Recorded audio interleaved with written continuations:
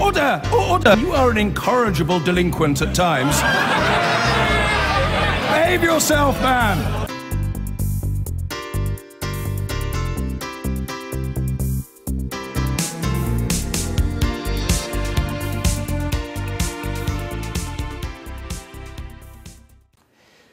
There are warnings of an increase in evictions and homelessness as tens of thousands of households are hit by a new cap on benefits, which comes into effect next week.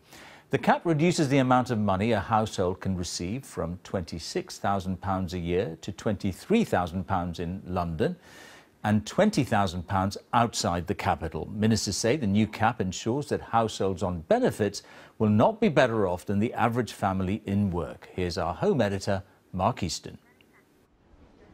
Could single mum Emma and her family face eviction from their Coventry home? Unless she works at least 16 hours a week, her benefits will soon be capped, leaving her £76 a week short on the rent.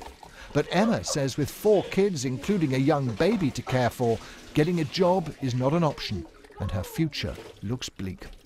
I lose my kids because I haven't been able to pay for my rent. I am really worried because it's got no roof over their heads. Then they really, I can't look after them, can I? It's not like I could sleep on the streets, me. So I have to... Sleep on the streets? I mean, is this something that really goes through your mind? Yeah, it does. It scares me. Emma is not alone. The government is desperate to reduce the housing benefit bill, which has ballooned to £27 billion a year as housing costs have risen. But ministers are being warned that when they reduce the overall household benefit cap next week, more than 100,000 families, including 300,000 children, could then struggle to pay their rent. You can't run up arrears indefinitely without your landlord, in the end, having to take measures to evict you and to take possession of the property. At that point, you're a homeless household, and homelessness is rising across the country.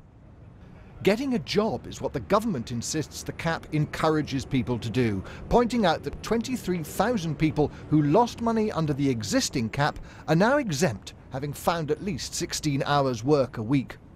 What's important to make sure is that we spend the money that we on welfare in the right way, in ways that incentivise people to move into work and cares for the most vulnerable. And this benefit cap absolutely does that. Outside London, the welfare cap equates to £385 a week. Imagine the case of a widow. Her widowed parents' allowance counts against the cap. So do the benefits she receives for the 3 children she's now bringing up on her own, which means there's only £53.48 a week left within the cap for housing benefit to cover her rent. The family's modest 3-bed private flat in Coventry costs £128, leaving them £75 a week short. Coventry-based housing association Orbit has found hundreds of people just like that among its tenants. They're already making hard choices about eating, heating, kids' clothing. You know, this is difficult stuff. Capping benefits is justified because it encourages people to find a job. The question is whether the lower cap is asking too much. Mark Easton, BBC News, Coventry. I've been getting away with it.